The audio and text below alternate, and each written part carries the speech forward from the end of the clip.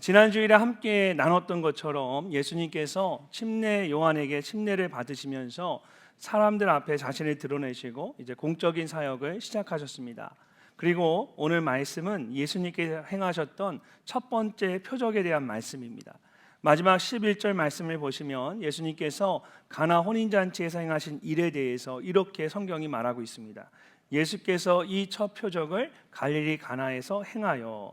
자, 첫 표적이라는 말은 이후에 더 많은 표적들이 있다라는 뜻입니다. 일반적으로 요한복음을 크게 두 부문으로 나누는데 1장부터 12장까지를 표적의 책이라고 하고 13장부터 마지막 21장까지를 영광의 책이라고 말합니다. 특별히 1장부터 12장까지를 표적의 책이라고 하는 이유는 이 안에 가나안 혼인잔치에서 행하신 첫 번째 표적을 시작으로 예수님이 행하신 7개의 표적에 대한 말씀이 기록되어 있기 때문입니다. 7개의 표적을 차례대로 살펴보면 첫 번째 표적은 우리가 방금 읽은 말씀에 나오는 것처럼 물로 포도주를 만드신 사건입니다. 두 번째 표적은 요한복음 4장에 나오는 사건으로 거의 죽을 지경에 이르렀던 왕의 신하의 아들을 직접 보시지도 않고 말씀으로 고치신 것입니다. 이어서 5장 1절부터 세 번째 표적이 나옵니다. 예수님께서 베데스다 연못에 있던 38년 된 병자에게 일어나 내 자리를 들고 가라 라고 말씀하시자 그가 자리를 들고 걸어가는 놀라운 일이 일어났습니다.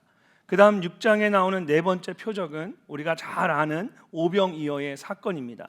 보리떡 5개와 물고기 2마리로 5,000명이 넘는 많은 사람들을 먹이신 일입니다. 그런 다음 제자들이 배를 타고 갈릴리 바다를 건너가는데 한밤중에 큰 풍랑이 일어났습니다. 그때 예수님께서 물 위를 걸어서 그들에게 다가오시고 배에 오르신 후에는 말씀만으로 파도를 잠잠케 하셨습니다. 이것이 예수님께서 행하셨던 5번째 표적입니다. 그 다음 6번째 표적은 9장에 나옵니다. 예수님께서 날 때부터 앞을 보지 못했던 사람을 불쌍히 여겨셔서 그의 눈에 진흙을 바르시고 실로암 연못에 가서 씻으라고 말씀하셨습니다. 그러자 그의 눈이 열리면서 처음으로 보게 되었습니다. 그리고 11장에 마지막 7번째 표적이 나옵니다. 예수님께서 죽은 지 사흘이 지나서 썩은 냄새가 나는 나사로를 나사로야 일어나라 라는 말씀으로 다시 살리신 사건입니다. 이렇게 7가지 표적에 대한 말씀이 요한복음 12장까지 계속해서 나오게 됩니다. 근데 이런 놀라운 사건들 가운데 왜 예수님께서는 가나 혼인잔치에서 첫 번째 표적을 행하셨을까요? 무엇이든지 첫 번째에는 특별한 의미가 담겨져 있습니다. 그냥 하는 것이 아닙니다. 가나 혼인잔치에서 행하신 그 첫 번째 표적을 통해서 예수님께서 우리에게 꼭 가르쳐주고자 하시는 것은 무엇일까요? 먼저 예수님께서는 우리에게 기쁨을 주시기를 원하십니다. 예수님께서 행하신 첫 번째 표적을 통해서 예수님은 우리에게 이것을 가르쳐주기를 원하셨습니다. 자, 1절과 2절 말씀을 함께 읽어보겠습니다. 사흘째 되던 날 갈릴리 가나에 혼례가 있어 예수의 어머니도 거기 계시고 예수와 그 제자들도 혼례의 청함을 받았더니. 아멘. 갈릴리 지방의 가나라는 작은 동네에 혼인잔치가 열렸습니다. 그리고 예수님의 어머니도 그곳에 계셨습니다. 헬라어 성경으로 보면 여기서 이 계셨다라는 말이 계속되는 동작을 의미하는 미완료 시제로 되어 있습니다. 예수님의 어머니가 혼인잔치에 그냥 잠시 방문하셨던 것이 아니라 처음부터 계속해서 그곳에 계셨다라는 뜻입니다. 이렇게 처음부터 끝까지 계속 계셨다는 것을 보면 잔치가 있는 그 집과 친척과 같이 아주 가까운 관계였음을 알 수가 있습니다. 그래서 예수님도 그 혼인잔치에 초대를 받으셨습니다. 그리고 예수님의 제자들 중에 요한과 야고보도 예수님과 같은 친척 관계로 초대를 받았고 베드로와 안드레와 같이 갈릴리 출신인 제자들도 그 집 주인과의 친분 관계로 초대를 받았을 것입니다. 이렇게 많은 사람들이 초대를 받는 잔치들 중에 가장 기쁘고 즐거운 잔치는 아마도 혼인잔치일 것입니다. 한국에서는 결혼식이 1시간 안에 모두 끝이 나야 해서 정신이 없습니다. 예식장마다 1시간 단위로 커플들 결혼할 신랑 신부를 받더라고요. 그래서 제가 결혼식 주례를 해보면 결혼식장에서 주례자에게 가장 많이 하는 말이 최대한 짧게 해달라는 것입니다. 그래야만 이제 신랑 신부와 하객들이 좀 더 여유 있게, 조금이라도 여유 있게 사진 촬영을 할 수 있는 겁니다. 근데 외국에서는 결혼식을 그렇게 짧게 하지 않습니다. 결혼식 자체가 그렇게 길지는 않지만 결혼식 이후에 피로연이 몇 시간 동안 진행이 됩니다. 먼저는 양가의 가족과 하객들이 즐겁게 대화를 하면서 천천히 식사를 합니다. 그런 다음에 그곳에서 밤늦게까지 모두가 함께 춤을 추며 즐기는 시간을 갖습니다. 그래서 제가 미국에서 결혼식을 이렇게 주례해 보면 난감할 때가 있습니다. 식사를 하고 다 마치고 식사를 하고 그 다음에 춤을 추면 이제 신랑이 어머니와 춤을 추고 또 신부가 아버지와 춤을 추고 그 다음에는 하객들이 다 나와서 같이 춤을 춥니다. 그러면 얌전했던 집사님 권사님들이 올라가셔서 춤을 추시는 거예요. 저분이 저렇게 춤을 잘 추셨나? 나중에 알고 보니까 젊었을 때 춤을 굉장히 좋아하셨다고 하더라고요. 예수 믿고 끊었다가 결혼식장 가서 열심히 춤을 추시더라고요. 한국의 결혼식과는 사실 너무나 다른 겁니다. 이렇게 예수님 당시에 여러분 중동의 결혼식은 신랑 신부뿐만 아니라 가족 모두의 큰 잔치였습니다. 더 나아가서 시족 공동체를 이루며 살아가는 특성상 이것은 동네 전체의 큰 축제와 같은 기쁨의 자리였습니다. 예수님께서 그런 곳에서 첫 번째 기적을 행하셨던 것입니다. 근데 생각해 보면 이것은 굉장히 뜻밖의 일이었습니다. 당시 침례 요한은 광야에서 금식과 고행을 하면서 예수님의 사역을 준비했는데 정작 예수님께서는 화려하고 풍성한 혼인잔치에서 자신의 사역을 시작하셨던 겁니다. 예수님께서 의도적으로 그렇게 하신 것이 아니라면 도저히 이해할 수 없는 상황이었습니다. 실제로 침례 요한의 제자들이 그랬습니다. 침례 요한과는 너무나 다른 예수님의 행동이 이해가 되지 않았던 것입니다. 그래서 마태복음 9장을 보면 침례 요한의 제자들이 예수님께 나와서 공개적으로 묻기도 했습니다. 우리와 바리새인들은 금식하는데 어찌하여 당신의 제자들은 금식하지 아니하니까? 예수님께서 뭐라고 말씀하셨을까요? 예수님께서는 자신의 제자들과 함께 있는 이 시간을 혼인잔치에 비유해서 말씀하셨습니다. 예수께서 그들에게 이르시되 혼인집 손님들이 신랑과 함께 있을 동안에 슬퍼할 수 있느냐? 그러나 신랑을 빼앗길 날이 이르니 그때에는 금식할 것이니라. 혼인잔치에 신랑과 신부가 함께 있는데 어떻게 그 자리에 있는 사람들이 슬퍼할 수 있겠습니까?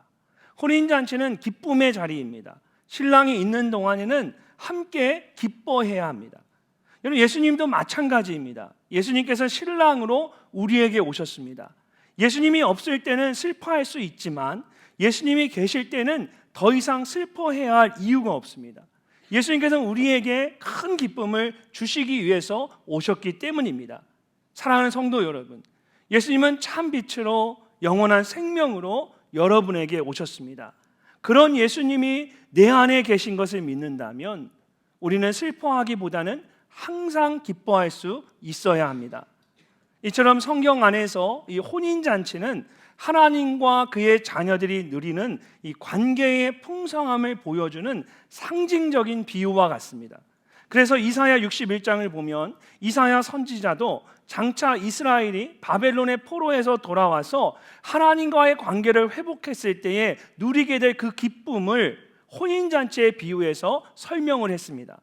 신랑에게 제사장의 관을 씌우듯이 신부를 폐물로 단장시키듯이 주님께서 나에게 구원의 옷을 입혀주시고 의의 겉옷으로 둘러주셨으니 내가 주님 안에서 크게 기뻐하며 내 영혼이 하나님 안에서 즐거워할 것이다.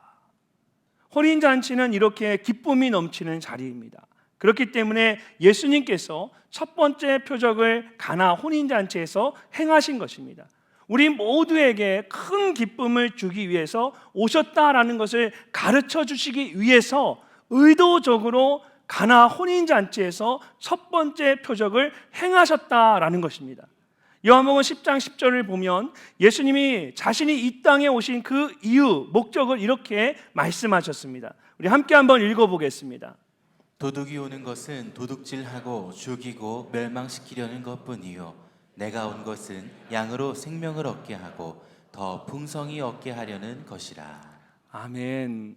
예수님께서 우리에게 생명을 주시기 위해서 이 땅에 오셨습니다. 그런데 생명을 얻게 하고 더 풍성히 얻게 하려는 것이다 말씀하십니다. 예수님께서는 여러분이 그냥 생명을 얻는 것이 아니라 그 생명을 얻되 더 풍성히 여러분이 누리며 살아가기를 원하시는 것입니다. 이것이 여러분 모두를 향한 주님의 마음입니다. 사단은 할 수만 있다면 어떻게 해서든 여러분을 절망하게 하고 낙심하게 하려고 합니다. 그러나 예수님은 어떻게 해서든 여러분을 더 기쁘게 하고 더 큰 소망을 갖게 하려고 하십니다. 그러므로 사단의 말에 마음을 빼앗기지 마시고 오직 예수님의 말씀에 귀를 기울이십시오. 혼인잔치와 같은 기쁨의 자리로 초청하시는 그 주님의 음성을 듣고 그 음성을 따르는 여러분이 되시기를 주님의 이름으로 축복합니다. 두 번째로, 모든 것에는 반드시 하나님의 때가 있습니다. 자, 오늘 말씀을 보면 기쁨이 충만해야 할 혼인잔치에 생각지 않았던 큰 문제가 일어났습니다. 3절 말씀을 함께 읽어보겠습니다. 포도주가 떨어진지라 예수의 어머니가 예수에게 이르되 저들에게 포도주가 없다 하니. 아멘. 혼인잔치에 포도주가 모두 떨어졌습니다. 헬라어 성경으로 보면 떨어진지라 라는 말씀이 부정과거 분사로 되어 있습니다. 이 말은 이미 포도주가 다 떨어졌다라는 뜻입니다. 그래서 NIV 영어 성경을 보니까 The wine was gone 이라고 합니다. 떨어지고 있는 중이 아니라 이미 모두 다 떨어져서 하나도 남지 않았습니다. 이것이 얼마나 심각한 문제인지를 이해하려면 먼저 중동의 문화를 우리가 알아야 합니다. 보통 한국의 문화를 최면 문화라고 합니다. 그래서 아무리 힘들어도 최면 치료를 꼭 해야 합니다. 이렇게 나라마다 또는 지역마다 그들만의 문화가 있습니다. 유대인들을 포함해서 중동 사람들의 문화는 이른바 수치 문화, shame culture라고 합니다. 누가복음 16장을 보면 예수님의 비유 중에 불의한 청지기에 대한 비유의 말씀이 나옵니다. 한 주인이 자신의 소유를 관리하던 종이 자신의 것을 낭비하고 있다라는 소식을 듣게 됩니다. 그래서 그 불의한 종을 불러다가 내쫓으려고 했습니다. 그때 불의한 종이 스스로에게 이렇게 말합니다. 청지기가 속으로 이르되 주인이 내 직분을 빼앗으니 내가 무엇을 할까? 땅을 파자니 힘이 없고 빌어먹자니 부끄럽구나. 당장 내일 먹고 살 일도 막막해도 근데 막막한데 가장 중요한 문제는 다른 어떤 것이 아니라 부끄러움을 당하는 것이었습니다. 이렇게 예수님 당시의 사람들은 수치를 당하는 것을 죽음보다 더 괴로워했습니다. 그래서 지금도 중동에서 딸이라고 해도 가문에 수치를 안기면 온 가족이 그 딸을 공개적인 자리에서 돌로 쳐서 죽이곤 합니다. 그래도 주변에 있는 사람들이 말리지 않는 것은 그렇게 해서라도 가족 전체가 수치를 당하지 않는 것이 낫다라고 생각하기 때문입니다. 특별히 예수님 당시의 사람들은 혼례 예식을 단순히 신랑 신부의 혼인잔치로만 여기지 않았습니다. 마을 전체에 체면이 걸린 아주 중요한 행사로 여겼습니다. 그래서 결혼식을 할 때에 신랑 신부의 아버지가 혼인잔치를 주관하는 것이 아니라 마을에서 가장 연륜 있는 어른을 모셔다가 그분을 연회장으로 삼아서 잔치를 주관하게 했습니다. 그런데 그런 혼인잔치에서 가장 중요한 포도주가 모두 떨어진 것입니다. 실제로 유대인들의 탈무드에 보면 이렇게 중요한 마을 전체의 행사인 이 혼인잔치에서 포도주 준비를 소홀히 해서 잔치가 파행이 되면 신랑 신부의 부모가 연회장으로부터 고발을 당하고 심지어는 끌려가서 심한 매를 맞기도 했습니다. 왜냐하면 그런 혼인잔치는 신랑 신부의 가족들뿐만 아니라 마을 전체를 수치로 몰아넣는 심각한 일이었기 때문입니다.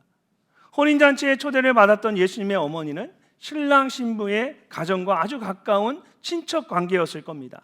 그래서 처음부터 지금까지 계속해서 그 자리에 있었고 누구보다 먼저 포도주가 다 떨어졌다라는 것을 알게 되었습니다. 자, 이런 상황에서 어떻게 가만히 보고만 있을 수 있겠습니까?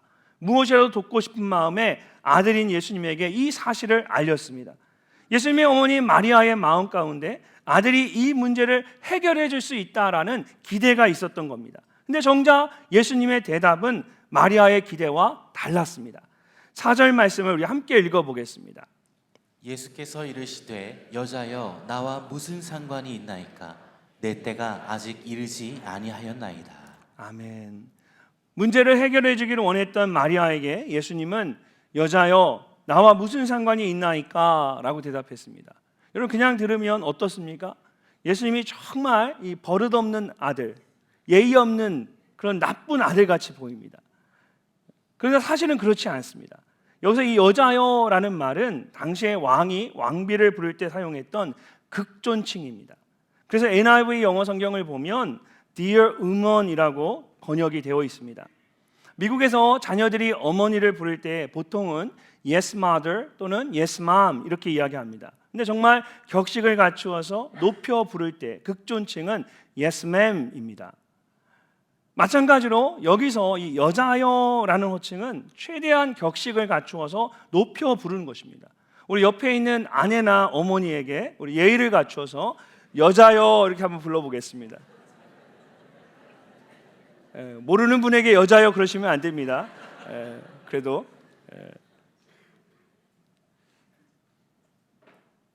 여러분 예수님께서 정말 하시려고 했던 말씀은 여자여 나와 무슨 상관이 있나이까 이 말이 아니었습니다.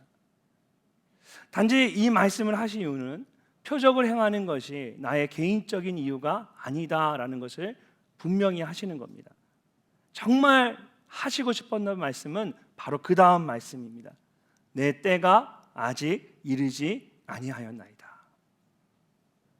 마리아에게는 포도주가 다 떨어졌다는 것이 가장 중요한 문제였습니다. 그래서 예수님께 그 문제를 가지고 온 것입니다. 그러나 예수님께는 그보다 더 중요한 것이 있습니다. 바로 나의 때입니다. 예수님께서 내 때가 아직 이르지 아니하였나이다 라고 말씀하실 때에 이 때라는 뜻으로 호라라는 특별한 헬라어 단어를 사용하셨습니다. 이 단어의 뜻은 제철 또는 특별히 정해진 시간을 의미합니다. 단순한 시간을 의미하기보다는 일정한 시간이 꽉 찬 결정적인 때나 준비와 계획을 통해서 어떤 일이 이루어지는 결정적인 마지막 순간을 의미하는 겁니다. 그렇다면 예수님에게 있어서 그런 결정적인 때는 언제일까요? 예수님께서 말씀하신 나의 때와 동일한 단어가 요한복음에만 7번 더 나옵니다. 근데 그 말씀들을 보면 예수님께서 어떤 때를 말씀하시는 것인지를 알 수가 있습니다. 그들이 예수를 잡고자 하나 손을 대는 자가 없으니 이는 그의 때가 아직 이르지 아니하였습니다. 이 말씀은 성전에서 가르치실 때에 헌금함 앞에서 하셨으나 잡는 사람이 없으니 이는 그의 때가 아직 이르지 아니하였습니다. 예수께서 대답하여 이르시되 인자가 영광을 얻을 때가 왔도다.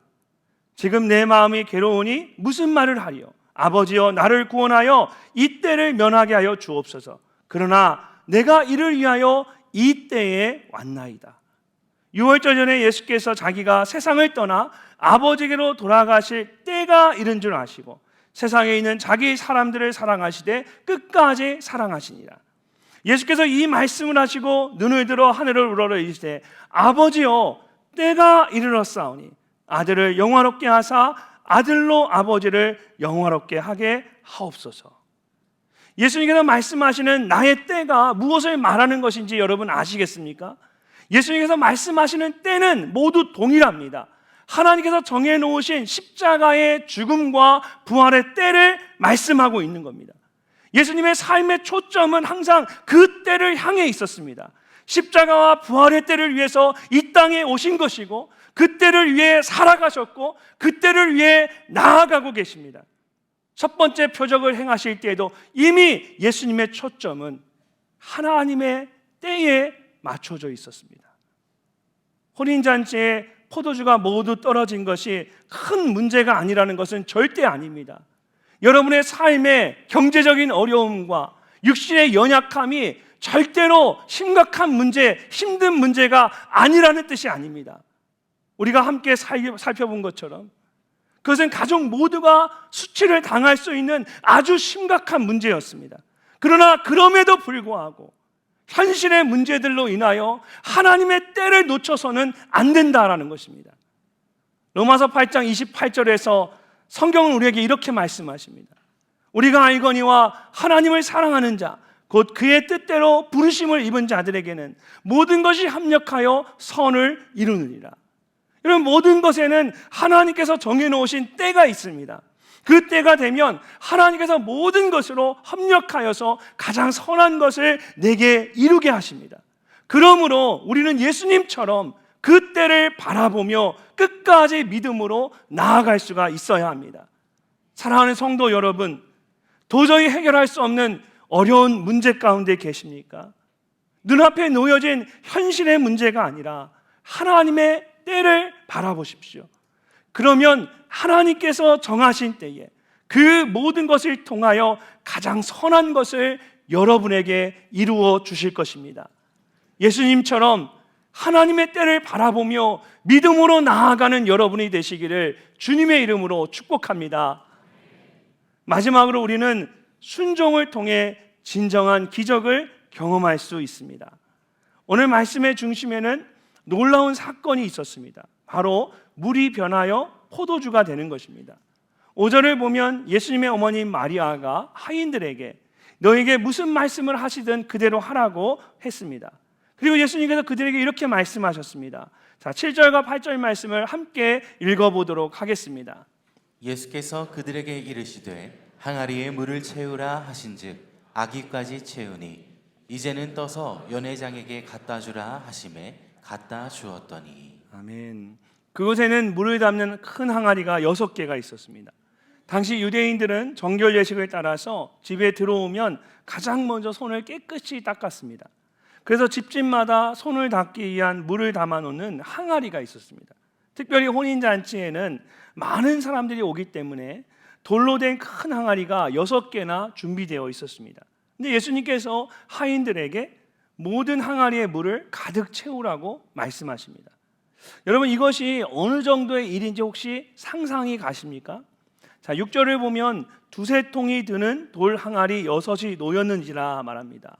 그러니까 두세 통을 담으면 한 항아리가 가득 차는 겁니다. 근데 여기서 한 통은 8에서 9갤런 정도의 물을 말합니다. 보통 우리가 가정에서 사용하는 큰 이 생수통이 5갤런 정도가 됩니다. 그러니까 돌항아리 하나에 두세 통이 들어간다라는 것은 오늘날로 말하면 생수통 5개, 6개 정도를 말하는 겁니다. 근데 그런 돌 항아리, 큰 항아리가 몇 개나 있었습니까? 6개나 있었습니다. 결국 하인들이 채워야 하는 물의 양은 100에서 150갤런 이상이 되는 겁니다. 우리가 사용하는 생수통으로 말한다면 30에서 36통 정도를 옮겨야 하는 겁니다. 어느 날 갑자기 그렇게 많은 물을 날라야 한다고 한번 생각해 보십시오. 이것은 보통 일이 아니었습니다. 더욱이 수가성 여인의 이야기를 생각해 보면 알 수 있듯이 당시의 우물은 성문 밖에 있었습니다. 그냥 옆집에 가서 물을 구해오는 것이 아니라 직접 그 먼 곳까지 가서 물을 떠와야만 했습니다. 그런데도 하인들은 예수님의 말씀에 한마디도 하지 않고 그대로 순종합니다. 물을 채우라는 말씀대로 물을 채웠고 갖다 주라는 말씀대로 갖다 주었습니다. 그랬더니 물이 포도주로 변하는 놀라운 기적이 일어나게 되었습니다. 그날 혼인잔치에 참여한 모든 사람들은 똑같이 그 기적을 경험했습니다. 포도주를 나른 하인들뿐만 아니라 포도주를 마셨던 모든 사람들이 예수님께서 행하신 놀라운 기적을 경험한 것입니다. 그러나 그 자리에 있었다고 해서, 그리고 그 포도주를 마셨다고 해서 모든 사람들이 다 동일한 은혜를 경험한 것은 아니었습니다. 9절과 10절 말씀을 함께 읽어보도록 하겠습니다. 연회장은 물로 된 포도주를 맛보고도 어디서 났는지 알지 못하되 물 떠온 하인들은 알더라. 연회장이 신랑을 불러 말하되 사람마다 먼저 좋은 포도주를 내고 취한 후에 낮은 것을 내거늘 그대는 지금까지 좋은 포도주를 두었도다 하니라. 아멘. 혼인잔치에 있던 모든 사람들이 물로 만든 포도주를 다 마셨습니다. 이것이 어떻게 된 일인지를 근데 연회장과 잔치에 참여한 모든 사람들은 알지 못했습니다. 그곳에 있었기 때문에 기적을 경험하기는 했지만 그런 일이 누구에 의해서 어떻게 일어났는지는 알지 못했던 것입니다. 자, 그런데 유일하게 이 모든 것을 알고 있던 사람들이 있었습니다. 바로 예수님의 말씀에 순종해서 물을 떠온 하인들이었습니다. 물 떠온 하인들은 알더라. 하인들은 예수님의 말씀을 듣고 그대로 순종했을 뿐입니다. 그런데 물이 포도주로 변하는 기적을 경험했을 뿐만 아니라 그것이 누구에 의해서 어떻게 일어났는지를 알게 되었습니다. 진정한 기적을 경험한 것입니다. 사랑하는 성도 여러분, 신앙생활에 있어서 기적을 경험하는 것보다 더 중요한 것은 기적을 행하시는 그분이 누구인지를 아는 것입니다. 그래야만 진정으로 기적을 경험했다라고 말할 수가 있습니다. 그리고 그것은 물떠온 하인들과 같이 직접 주님의 말씀에 순종했을 때에만 경험할 수 있는 특별한 은혜입니다. 얼마 전 블레싱 중앙아시아에 함께 갔었던 분들과 만나는 자리가 있었습니다. 지난 5월에 10일 동안 중앙아시아의 세 나라들을 돌면서 선교사님들을 만나고 그분들을 축복하며 받았던 은혜를 다시 보면서 나누니까 그때의 감동이 다시 한번 우리 가운데 떠오르게 되고 저희 안에 감사와 기쁨이 충만해졌습니다. 그러면서 한 분이 이런 말씀을 하셨습니다. 해외 선교국 부장님들이 함께 할 수 있어서 얼마나 감사인지 모릅니다. 만약에 함께 가지 못했다면 이 은혜를 어떻게 다 나눌 수가 있겠습니까? 이런 해상국의 국장님과 부장님들이 그곳에 함께 가셔서 직접 선교사님들을 섬겼기 때문에 블레싱 중앙아시아를 통해 받은 은혜가 정말 컸습니다. 그러면서 제 안에 아쉬움과 욕심이 생겼습니다. 조금이라도 우리 성도님들이 함께 가서 그곳에 계신 그 선교사님들을 섬기면 얼마나 좋을까? 블레싱 중앙아시아를 통해서 직접 보고 경험한 은혜와 감동이 있는데 이것을 여러분에게 전한다고 전했지만 온전히 다 전한다는 것이 정말 어려운 겁니다. 직접 그 현장에 그 자리에 쓰임을 받고 섬겼던 사람만이 더 알 수 있는 깊은 은혜와 감동이 있는데 그거는 여러분에게 다 전할 수가 없는 거예요. 그래서 내년에는 정말 선교사님들을 직접 찾아가서 이 축복하는 블레싱 사역에 적은 인원이라도 선착순으로 받아서 선착순으로 가야겠죠? 다 가면 안 되니까 적은 인원에 정말 선착순으로 받아서 직접 여러분이 참여해서 그곳에 가서 선교사님의 발을 닦듯이 그분들을 섬겨주는 그 자리에 함께 했으면 좋겠다. 그런 마음의 소원이 제 안에 생기게 되었습니다. 사랑하는 성도 여러분, 주님께서 말씀하실 때에 그냥 그것을 듣는 것과 직접 그것을 행하는 것에는 큰 차이가 있습니다. 예수님께서 내 양은 내 음성을 들으며 나는 그들을 알며 그들은 나를 따르느니라고 말씀하셨습니다. 우리는 주님의 음성을 들을 뿐만 아니라 그것에 순종함으로 주님을 따르는 자가 되어야 합니다. 그럴 때에 물떠온 하인들처럼 진정한 기적을 경험할 수가 있습니다. 주보를 보시면 10월에 여러 가지 교회 사역들이 계획되어 있습니다. 다음 주 주말에는 우리 선교 엑스포가 시작이 되고 그 다음 주에는 여성부 주관으로 늘사랑 바자회가 있고 이어서 테마 예배가 있습니다. 또 10월 마지막 날인 31일 화요일에는 홀리윈 축제라는 특별한 행사가 계획되어 있습니다. 여러분 작년 10월 31일에 이태원에서 있었던 안타까운 일을 모두 기억하실 겁니다. 많은 자녀들과 청년들이 할로윈이라는 세상적인 문화에 휩쓸려서 안타까운 그런 일을 당하는 것을 보면서 교회가 정말 그들을 위해서 새로운 그리스도의 문화를 만들어줘야겠다. 그들이 즐길 수 있는 축제의 장을 준비해줘야겠다. 이런 생각을 갖게 되었습니다. 근데 얼마 전에 한 성도님이 먼저 이 일에 감사하게도 헌신해 주셨습니다. 그래서 10월 31일 저녁에 저희 교회에서 이 어린 자녀나 청년들뿐만 아니라 온 가족이 정말 함께 즐길 수 있는 홀리윈이라는 큰 축제를 준비하고 있습니다. 하다 보니까 굉장히 커지더라고요. 먹거리도 준비해야 되고 아이들 바이킹 같은 거, 또 공연도 만들고 여러 가지 체험 부스도 만들고, 그러니까 여러 가지 정말 큰 축제가 되었습니다. 자, 이 시간 여러분 모두를 제가 무료로 그 축제에 초청을 하겠습니다. 여러분 초청 받으셨습니다. 여러분 가족들뿐만 아니라 여러분 가까운 이웃들도 초청해서 함께 여러분 오시면 됩니다. 여러 가지 재미있는 것들을 다 정말 여러 가지로 세밀하게 준비하고 있습니다. 근데 축제에 오셔서 함께 즐거운 시간을 여러분 보내시면 되는 거예요. 그런데 할 수만 있다면 여러분 모두가 그 축제를 단지 즐기는 자가 아니라 어떤 모습으로든 축제를 섬기는 자가 되었으면 좋겠습니다. 음식 준비를 도와주셔도 좋고 1시간이라도 여러분 사인업 하셔서 교육국에서 이제 사인업 시트를 만들어 나눠드릴 겁니다. 그러면 아이들 픽업하실 때 거기에 사인업 하셔서 그냥 1시간이라도 그 부스 옆에 서 계시면 됩니다. 그냥 와치해 주시면 돼요. 아이들을 진행만 도와주시면 돼요. 또 그것도 힘드신 분들은 함께 오셔서 같이 격려해 주시고 또 물질과 기도로 참여해 주시고 함께 하시면 됩니다.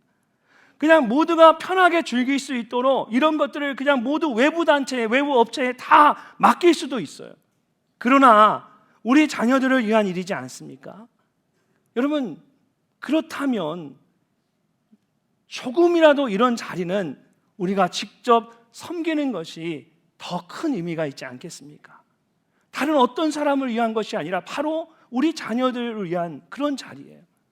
그럼 우리 자녀들에게 교회의 일은, 주님의 일은 그냥 되어지는 것이 아니라 섬기는 것이다, 함께하는 것이다, 우리의 삶을 통해, 우리의 모습을 통해 가르쳐 줄 수 있는 가장 중요한 아주 좋은 기회입니다. 그랬을 때 하나님께서 우리에게도 큰 은혜를 주시지만 우리의 자녀들에게 더 깊은 영적인 도전을 주시는 겁니다. 사랑하는 성도 여러분, 신앙은 아는 만큼 잘하는 것이 아니라 행하는 만큼 잘하는 것입니다. 주님의 말씀을 듣고 아는 것도 중요하지만 정말 중요한 것은 주님의 말씀에 순종하는 것입니다. 물떠온 하인들처럼 말씀에 순종함으로 주님을 더욱 깊이 알아가는 은혜가 여러분 모두에게 임하시기를 주님의 이름으로 축복합니다. 오늘 말씀의 제목은 예수님께서 행하신 첫 번째 표적입니다. 기적이 아니라 표적이라고 한 것은 마지막 11절 말씀에서 성경이 그렇게 말씀하고 있기 때문입니다. 예수께서 이 첫 표적을 갈릴리 가나에서 행하여 그의 영광을 나타내심에 제자들이 그를 믿으니라. 여기서 이 표적이라는 말은 표시하다, 가리키다라는 뜻을 가진 헬라어 동사 세마이노에서 나온 단어입니다. 요한복음은 의도적으로 기적이라는 말을 쓰지 않고 이렇게 표적이라는 말을 쓰고 있습니다. 예수님께서 행하신 놀라운 일이 단지 기적 자체로 끝나는 것이 아니라 그 일을 행하신 예수님을 바라보는 표적의 사건이 되기를 원했기 때문입니다. 이처럼 기적을 경험하는 것보다 더 중요한 것은 그것을 행하시는 주님을 바라보는 것입니다. 물떠온 하인들이 말씀에 순종했을 때 그곳에 이전에 경험하지 못했던 큰 기쁨이 임했던 것처럼 여러분 한 분 한 분이 말씀에 순종하며 믿음의 삶을 살아갈 때 주님께서 여러분에게 큰 기쁨을 맛보게 하시고 놀라운 일을 경험하게 하실 것입니다. 그런 기쁨과 기대를 가지고 삶의 자리를 향해 나아가시는 여러분 모두가 되시기를 주님의 이름으로 축복합니다.